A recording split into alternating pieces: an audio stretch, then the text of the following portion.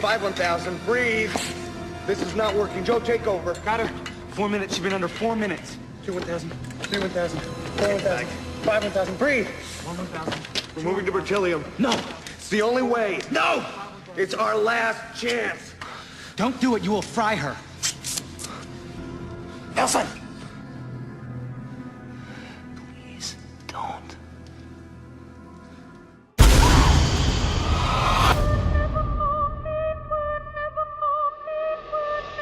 Something is coming for us. Something I did. Something I did.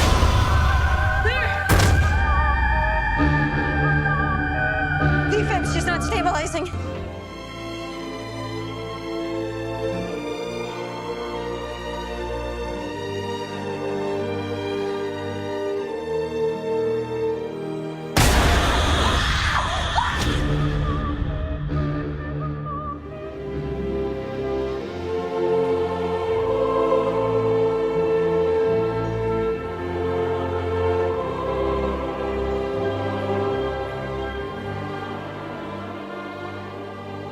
Hello, everyone, and welcome to yet another episode of Yet Another Movie Podcast, the movie podcast where we talk about movies and anything and everything relating to movies. It's basically everything we want to talk about. We make it our own, right? So that's the shtick we got here. Yeah, basically. And if you're listening to us for the first time, I'm Sean Higgins, and you are? Shane Wallach, and we are today going to do something a little bit different than we've done before. We've usually done more long-form podcasts. I know I just dumped a ton of them, like 3 in a row, that I was behind on. But we're catching up now. We're going to do a lot more contemporary movies, and we're also going to do some retrospective series movies, like on, you know, a particular genre or a particular director. Mm-hmm. So look out for those coming up this month, because it is Halloween month. Oh, yes. October, so a month perfect for scary movies. My favorite month of the year, so I'm excited to talk about. Fair enough. These Yeah, movies. there's a lot to unpack, and it's going to be a fun month. But we thought a great opportunity to start off the month is actually Flatliners, a movie that was just remade, just came out last week. But the original was directed by Joel Schumacher, came out in 1990, and is kind of a cult classic movie at this time. It has a dedicated following, but the interesting thing is neither of us had seen it. Even me, Yes. I'm a huge fan of like cult horror films from that era, but I'd never seen this for whatever reason. You've never seen it, and you love The Lost Boys. It's directed by Joel Schumacher, again, like you said, who did The Lost Boys, and we just talked about The Lost Boys. in our guilty pleasure, whatever we called it. Yeah, for whatever we called it. I don't know why I never saw it. I'd heard of it, but I'd heard of it too, and the reason that kept me from like jumping in to see it is I always heard mediocre things, right? Mm-hmm. You know, critics at the time, they were confused by it. Seems like they thought the movie was inconsistent, which we'll get into, you know, a little bit of their qualms, but we ended up just wanting to go see it because we saw the remake. We did that today, actually, so we are very fresh off of that boat. Yes. But I think we should start off with the original. But remember, this video, I guess, podcast, wherever you are watching this, is going to be a little bit more short form than our typical. This will not videos be a have been. plot by plot point We're not synopsis of the movie or anything like that. We're not going to go through the whole plot. It's just that takes a lot of time, and we have a lot of podcasts we want to do this month, including, you know, long series reviews. So we're going to stick to just the basics of the film, what we liked and didn't like, but I still think you'll get a good gist of what we feel, right? Absolutely. So jumping in, let's start off with the original, the 1990 film. So Sean, overall thoughts on Flatliners? Okay. I was very surprised by this movie, and I was kind of kicking myself eternally that I'd never seen this movie before. Yeah. It's a very, very well-made movie, and I put this out there almost. I don't know if I like this more or The Lost Boys. They're pretty close for me. I thought they were both incredible films, and I really like The Lost Boys. Joel Schumacher, man, like, he's made some bad movies. Yes, I understand that, but he's made some really good ones, guys. So yeah, gave me a new perspective on him as a director. Yeah, we talked a little bit about Joel Schumacher and The Lost Boys, but you know, I do think he's done some stuff that I like, and you know, with his Grisham films, and then, you know, with these two, The Lost Boys and Flatliners, I don't think the guy's a terrible director. I think he's definitely done some bad crap in his career. Yeah. He's one of those guys that went downhill, but there are some gems in there, and for me, Flatliners is one of them. It's actually probably my favorite Joel Schumacher film, just thinking off the top of my head, because even though I enjoy his Grisham films, and even though I enjoy, The Lost Boys, like we said, there's something about this movie that makes it unique and interesting and fascinating and deep, surprisingly, for a Schumacher film, like a cult horror film. You don't really expect this kind of thing. Yeah. So that's why my overall thoughts, I actually agree with you. I really enjoyed this movie. And we can dive into it a little bit more now. So I'll give my top 3 reasons why I liked Flatliners. Let's just keep it at 3 for now. Sure. And then if we have more to talk about, we'll do it after. But let's do the top 3. The first off I want to talk about is the production design. I just want to talk about that right first, because this film has fascinating production design. It is probably my favorite element of the movie. The sets are incredible. Just the locations they use are very visually interesting. There's a lot of smoke and steam in the background. Yeah. So it's very moody and atmospheric settings, and it really reflects the tone of the film too. I like that. This is like a seedy, under the table medical experiment that gone wrong. So it kind of fits the tone of the movie that's held in this sort of dark, abandoned church, which is kind of a cool location. Yeah, it was like a gothic looking kind of church too. It's, like you said, added a lot to the atmosphere. It kind of has that dead, really old feel, which ties in really well to death and the whole idea of the afterlife. Yeah, no, I agree. The looks are great. Are we going back and forth on this, or how do you want I can't wait. I can just say all 3 of mine, and you go can ahead. go. Yeah. Yeah, that's my first one. The second, I really, really enjoyed the music of the film. James Newton Howard did the music, and his score was honestly fantastic. It added to the atmosphere of the film. I think he's done a good job with all of his thriller movies he's done over the years, and yeah, I really enjoyed listening to it. He did. He's done several Shyamalan scores, and so a lot of those scores I'll go back to and listen to. I am somewhat of a Shyamalan fan. His early stuff, I should say. Mm-hmm. Never podcast for another time, but we'll talk about Shyamalan. Sixth Sense, Signs, Unbreakable, Yeah. The Village. They're all fantastic scores. He's a very good composer. Yeah, and I agree with you. I love this score. It's fantastic. Absolutely, the music was great. And then also, surprisingly, I really enjoyed the characters in the film. They all were fascinating. They all had personalities. They stood out. The performances were great. Namely I like Kiefer in this film, of course. Kevin Bacon does a great job. So does Julia Roberts and Oliver Platt. They all do a great job. And Baldwin, I keep forgetting. It's Christopher Baldwin. Christopher Baldwin.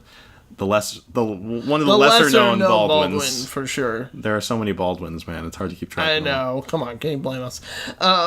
Yeah, Christopher Baldwin. They all do a good job, and they all stand out, and they all have unique personalities, which is really important to have a movie with this big of a cast. They're all pretty much the main characters, of the movie. They all have their scenes that they just own. So it's important that we care about all of them, and we do, and we get to know them all as people, and that's great. And they all share similar things. They're almost all medical students who are just, grinding through school. So that's the other thing. They have such similar types of characters, but yet the writer did a great job in sort of differentiating who they are and giving them all unique personalities. And the actors really owned that and, developed their unique characters really well. Yeah, absolutely. Okay. Just off the top of your head, 3 things you really enjoyed. For me, besides those 3 things, which are all terrific, and I agree, couple things. The cinematography, beautiful cinematography, really showing and elevating the atmosphere in several scenes, including obviously the flatlining scenes when they're in the church, as we were talking about earlier. Yep, that was Jan de Bont, by the way. And also the I almost said dream sequence, the afterlife sequences when they go into the afterlife and they all see their different scenarios and experiences, memories. Yeah. It did have a dreamlike feel, but it's a very spooky kind of, you didn't really know, especially when they first went in, where this was going. And I was trying to figure out okay, is this going to be a positive afterlife experience, or is this going to be a really negative? Which is interesting because it's kind of both. Yeah, that's something I want to get into later, because that's actually one of my other things. Actually, screw it, segue. I really liked how they talked about the afterlife. It was definitely an interesting, different perspective. It doesn't ever get blatantly like I kind of have this fascination, I mean, I have a religious background, so I find the idea of the afterlife very fascinating, and seeing different, like, whatever, other people interpretations of the afterlife, especially in film. And this one was very interesting, because it's like, for those who haven't seen it, it's basically you experience something in your life, and what all these people end up experiencing right after they go is happiness, and then suddenly the realization of something that is tormenting their soul, like this sin of the past or something they blame themselves for is weighing on their hearts. Oh, by the way, we will try and keep this spoiler free. I know, I'm keeping it spoiler free, but that is I should have mentioned that at the beginning, but that is something you can kind of figure out pretty early on, so that's not really a spoiler. It's like something is after that kind of thing. Absolutely. And I thought that was fascinating, the way they dealt with, that idea. Because, you always hear the stories like, oh, they went and saw Jesus or whatever God they believe in, or they went and saw hell. It's always stuff like that when you hear afterlife stories. Or white light, out of body or experience. white light, something like that. So, it was quite a new idea, so I like that.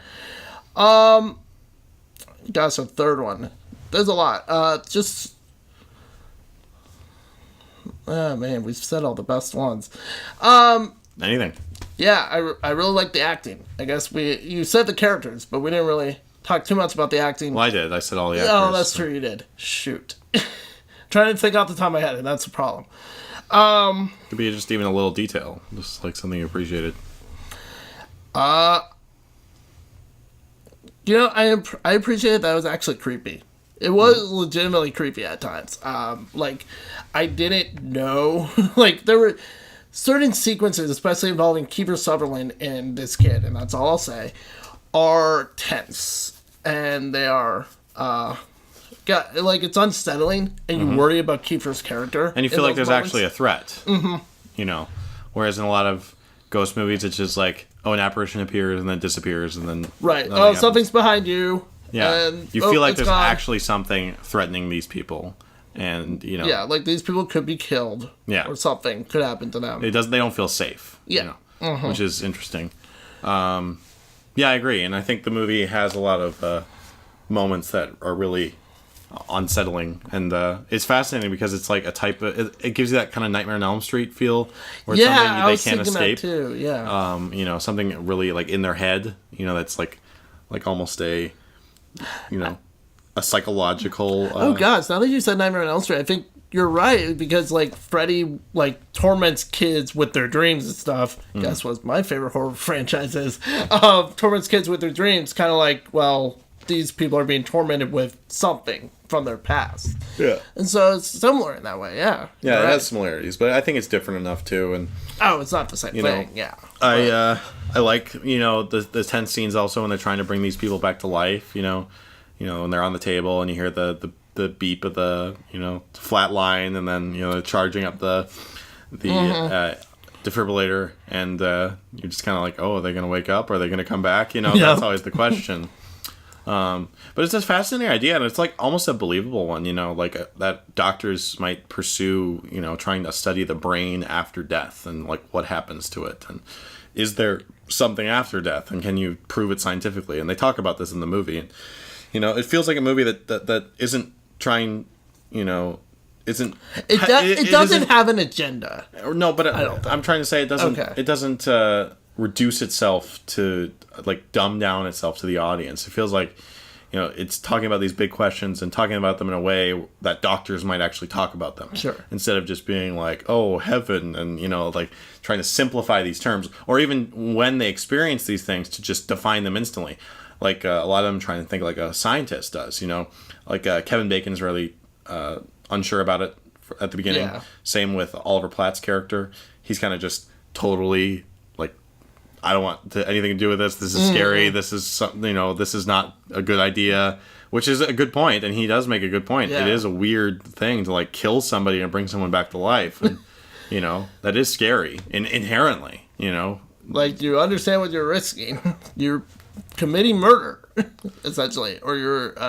Yeah, basically they're risking their own death in order to experience, these effects. And each scene, it's not like it's a cakewalk, getting him to come back. No. There's a lot of tension there, which is great. I want to mention some specific moments in the movie that I really liked, and none of them are really spoilers. I remember when they're doing one of the actual Flatline events. It's like Halloween, and like outside of the church, there's like this band of people in costume like dancing around a fire, and I'm like, geez, these are the kind of things that really build character into this location, because it feels like they're in some like off-kilter world, like this gothic type, callback world, and it's so cool. It really adds to the like the character of the universe. I think just those little details, those are important, I believe. Yeah, like, just saying it in October, October/November, because obviously we go after Halloween, it just sets a mood of atmosphere, or like we were saying, atmosphere, and it adds to that kind of spooky kind of quality to it about life or death, because, that's what Halloween's is about, death, basically. Mm-hmm. And trick-or-treating, of course. But, death and trick-or-treating. Great combination. Death and candy. Well, candy could lead to death if you eat too much. So, why not? Very true. I agree. I think this movie has a very good sense of setting and atmosphere. Mm-hmm. So, very atmospheric film, very... a lot more nuanced than I thought it was going to be, and it doesn't go too over the top or be too self-important or anything. Mm-hmm. I think it's just it's a very well constructed film, and it knows what it is, but it also does more than your typical horror movie does. Yeah. Also, when they get to the horror scenes, it never really gets in your face. You know what I mean? Like more modern horror films do. It's very not completely subtle, but it's more on the subtle end of things when it comes to horror, which is nice. And there's slow build to it, too. And, like, each time, like, say, because I can say this without spoiling anything. Kiefer Sutherland's the first one to go under, and then he's the first one then to see something. It kind of builds slowly. It implies a little bit here, and then it, like, leaves it alone. It's like, okay, maybe nothing's there. And then the next scene we see Kiefer alone, something more happens, and more and more and more. Yeah. Until it just keeps building. And intensification. Yeah. Mm-hmm. It really builds the tension really well just through the movie, because you're just like, what the heck is going on? And there's a mystery behind it, because the movie doesn't tell you right away, which is important, of course. Yeah, the characters actually have to figure it out for themselves, and luckily these characters are intelligent, and they handle these situations in ways that, you're not like face palming, like, why are these people being so stupid? Yeah, these characters are not your stereotypical dumb horror characters that just do nonsensical things, like, to survive or whatever. Yeah, I mean, these are medical students, so they should be intelligent. I mean, these are people who, need a lot of intelligence to do what they do. Right. So I'm glad they act like medical students. Realistically would, yeah. Yeah, and I also want to mention one of my favorite parts is like the opening of the film. I always think an opening of a film should establish the universe and establish the tone of the film right at the outset. You should know what type of movie this is. And boy, did this opening do it so well. First, you get like these shots of these gargoyles and like stone figures and these religious depictions of death and great atmospheric opening. And then you get this nice wide shot of the city, and it's a great shot where it just zooms in to Kiefer Sutherland. And he's like, it feels like a good day to die. And I mean, it's kind of over the top, but it fits the tone of the movie so well. It never bothered me. Like, when this movie gets a little bit over the top, when Kiefer gets a little crazy, it doesn't bother me, because it feels like it's consistent with the tone of the film, right? So it's not like an overly serious film. It feels like it's tonally having a little bit of fun, like The Lost Boys did, but still like it's actually much more serious than Lost Boys. But Lost Boys definitely got sillier. But it has a good way of balancing that with the tension and the overall like creepy tone. Yeah, absolutely. There's not a whole lot of silliness, in quotes, for sure. But there is like little moments where Kiefer definitely goes a little bit more towards that. But it keeps it. I agree. It keeps it enough where it's still seems legitimate. Yeah, but I mean, overall, This is overall, this is a really good movie. Really underrated, horribly underrated. I really liked it. Yeah.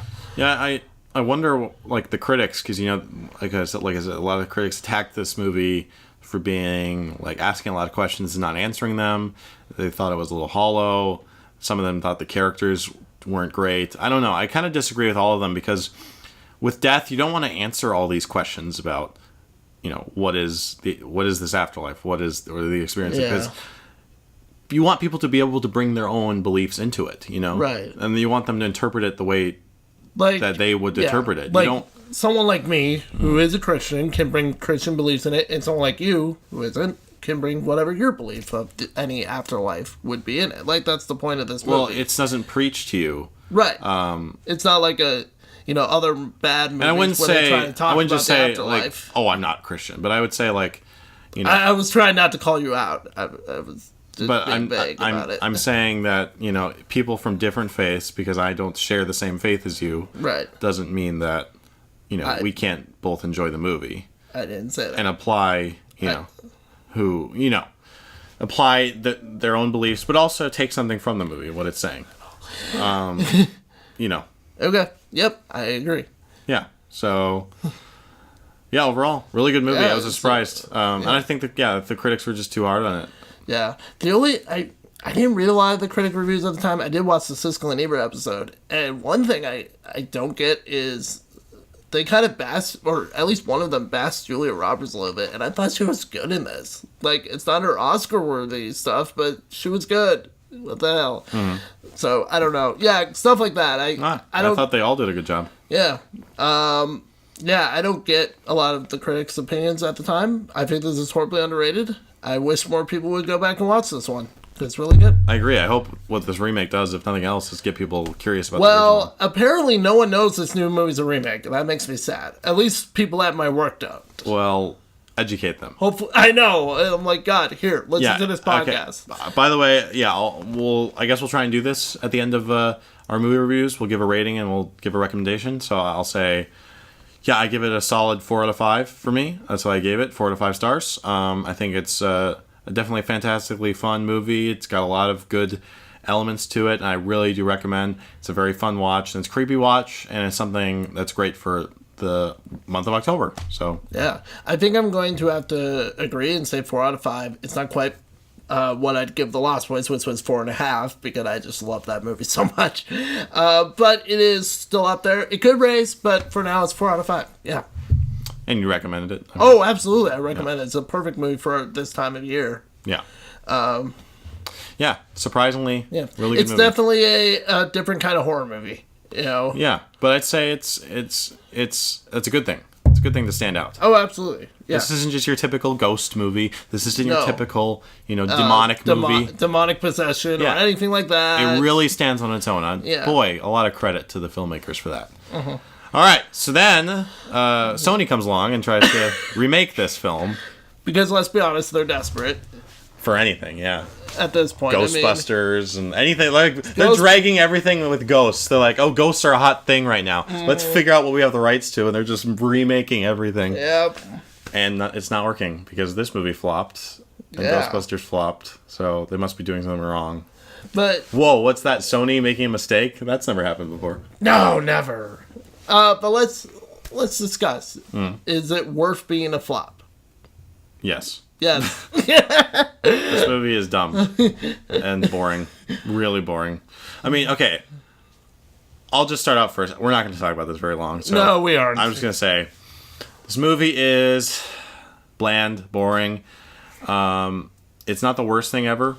It's not insulting. Mm-hmm. But there's nothing really interesting in it, especially if you've seen the original. You're not going to get anything more out of this. This doesn't really do anything interesting or unique. They tried to do something with a mid-act twist that was like, oh, look, we're being different because we did this. And then it's like, that doesn't really affect anything. It just is weird and distracting. And I really can't talk about it because it is kind of a major spoiler in case you, for some reason, want to see this movie. But, yeah, overall, I thought it was a dumb decision to do. I'll just say a character gets killed off. Yeah. And it did not feel like natural. I think they were trying to do it out of desperation to make it feel like, look, tension, see? They can die. But it's like, the original did that, and it did it in a way that felt natural. They didn't have this like, oh, look, this shocking moment shows you that there's tension. No, we get it a lot more subtly, like you said with Kiefer Sutherland and his relationship with the boy. That was much more natural, don't you think? Absolutely. Okay. Yes. Yes, this... I agree there were things that was like, yeah, it was just boring. This is not anywhere near... I've seen way worse remakes of any movie, but horror movies. Gosh, The Fog, The Haunting of... Yeah, like I said, it's not freaking insulting, Psycho comes to mind. Like, yeah. But is it a masterpiece? It's absolutely pointless. It just copies the plot, but like instead of having like where the flatlining happens in like this cool, creepy church, it happens in a sterile hospital basement, which I know Did that give you the Lazarus Effect vibes? No, you know what it reminded me of? Which the Lazarus Effect also ripped off. You haven't seen this movie, so I'm not going to blame you. All right. Reanimator. It looks exactly like Reanimator, guys. If you've seen that movie where they go down to the basement of the hospital to do all the zombie experiments and all that, see that movie, by the way, if you haven't. I'm guessing that it's Reanimator is a lot better movie. Yes. I don't think I'd be like out of my league saying that. No, you are not wrong. That is a very good cult film. Yeah. So, in terms of the cast, I don't know. I'll let you comment first. I mean, Kiefer Sutherland's the best part. He has a very small role. You know, they brought him back as like a doctor teacher. Yeah, it's just because like, oh look, Kiefer Sutherland's in this, yay, and that's basically it. Right, like he doesn't do really anything, but dang. What do you think about the other players? Ellen Page, this is so not her best performance. She's more bland in this movie, honestly, and that was unfortunate because I like her in other films. Mm-hmm. Hard Candy, a very disturbing cult film from 2006. See that if you want to be really disturbed. Also, Juno, X-Men. Juno's the biggest one to me. I Obviously. instantly think Juno. She's also great. Well, I was trying to name one that wasn't as well known. All right, and I was doing that on purpose. Inception, of course. She is a fantastic actress. She just does not have a lot going for her in this role. I mean, the script just doesn't give her anything. It's not her fault. Yeah. That's honestly the biggest problem. I don't think it's really any of these actors' fault. There's no one that like stands out like, oh God, they're horrible. No, it's not like The Bye Bye Man. No. Where I swear the girl was cast like because she's a producer's daughter or something. I swear that's what it feels like. There's no way she auditioned for that part and got in. I absolutely do not believe that. Yeah. I feel like you could pull someone off the street and do a better job. Yeah, than she did. I agree. But anyway, yeah, none of the actors or actresses are terrible in this movie. It's just they just don't have a good script to work with, and I'm guessing not a good director. I don't know. Is this a first-time director? I didn't look this guy up. No, he did a few other things. Okay. But nothing. Nothing of note. Okay, sure. Yeah, this is bland and boring. I'm sorry if this sounds bland and boring. I was talking about it, but that's what it felt like watching the movie, honestly. Yeah, like I told Sean when we were walking out of the theater, there's really not a lot to say about this one. It's just there are better movies. There are better horror movies to see. There's better horror movies in theaters right now. Go see It. Yeah, go see It. This is definitely a lesser movie than that. Yeah, I just had all the problems with this movie, especially, just because there's another version of this that exists that's a lot better. Yeah. Like, and I'm trying to think, like, even, okay, pretend the original doesn't exist. Would this be any better? No. It'd just be to me, this is just another Lazarus Effect. It's like the same movie. Yeah. I'd be sitting there saying, wow, it's a really boring horror movie, but it had an interesting premise. I wish there was a better movie with that premise. Oh, wait, there is. Thank God. Yeah, I guess, like, that was the same thing with the Lazarus Effect that I said when we watched it, which, again, is like the same movie. But, I don't know. Yeah. Not a good movie. Just stay away from it. It's a forgettable one that everyone's going to forget ever happened within a month. Yeah, I mean, everyone is already staying away from it, but if you were ever thinking about saying this, well, if you did see it, you'll forget about it in a month. But watch the original. I really do agree that the original is good, and there is obviously merit for this concept, but Absolutely. The remake does not make good use of it. Mm. It really bland. That's all I gotta say. Unlike the I think original, we the can leave- music's bland, the look of it, everything's bland. I think we can just leave it at that and just Yeah, say, I yeah, think we're that's a good. pretty comprehensive view. Okay. All right. So, yeah, there you go. Flatliners. I know those were pretty short, but I think you get the gist of our feelings of the films. And, we want to do a lot more of these, like, smaller reviews. I would love to do more original versus remakes, honestly, because even though this was more of a bland one to listen to, because one is just so much clearly better than the yeah, other. It's not even a there competition. are definitely other remakes and originals that would be more interesting to Which debate. we're going to talk about a few of those this month. yeah. In fact, we have, 3 of that? No, we have a lot of them, actually.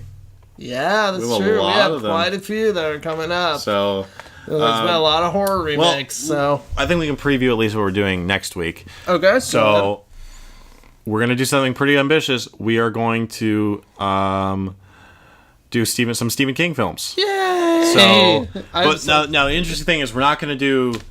We're keeping a lot off limits. We are keeping anything that isn't horror, so that's obvious, because it's October. Isn't horror, it can't be Frank Darabont, because we're probably just going to do a video on Frank Darabont, Stephen King. We're keeping out The Shining, because we're going to probably do a Kubrick one. We're keeping up Carrie, because we're probably going to do Brian De Palma. And stuff like The Dead Zone, because we'll probably do Cronenberg at some point. So the auteur directors we're leaving out, but admittedly, the more mainstream films is what we want to talk about. We're going to talk about the 2 new ones, It and Gerald's Game. We're going to talk about the original It, which is another remake versus original that we'll be discussing. Yep. And we're going to do a couple picks that me and Sean came up with. So that's basically what we're going to be talking about. So all right, I'm excited. Can't wait. We got a lot of watching to do. So yes, we do. Buckle up. But thanks so much, guys, for listening to this. Please like, comment, and subscribe if you are listening, because I love to see and hear your voices. And please let us know if there's any feedback you got. And again, be expecting these a lot more often now. We have committed to a schedule, and we're going to try and follow through on it. So apologies that life sometimes gets in the way. We're both in school, so forgive us a little bit. No excuses. I Get guess it not. done. No, this is more important than everything. Failure exams. Yes. Life happens. Sorry, but we're getting on track now, so expect these a lot more frequently. But yeah, thanks so much, guys, Absolutely. for listening, and we'll catch you next week. see you next time.